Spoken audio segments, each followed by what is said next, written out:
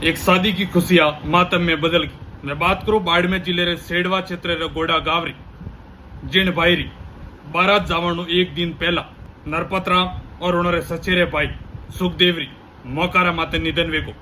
वह सड़क दुर्घटना इतनी खतरनाक थी कि बाइक रा चितड़ा चितड़ा उड़ गया। सड़क दुर्घटना इतनी खतरनाक थी, बाइक और पिकअप री टक्कर जो सुखदेव और दुल्ला नरपतराम ने मोकारे माते निधन वेगो।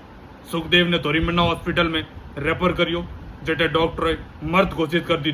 नरपतराम री तबीयत सीरियस थी, इन वास्ते जोधपुर रेफर करियो, उठे भी डॉक्टर नरपतराम ने मृत घोषित कर दी।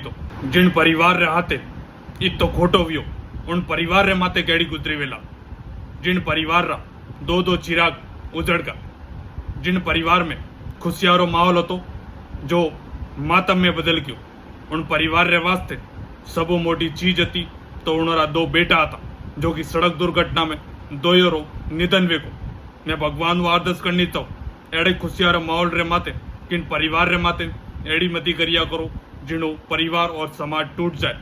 आगे वाले परिवार रे ऊपर खुद रे बेटे रे परिवार रे माते इन प्रकार रो हादसो जो कि आज शरीर रे रूह तक काप जाए।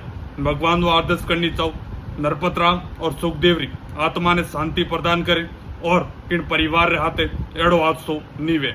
जय माता जी को।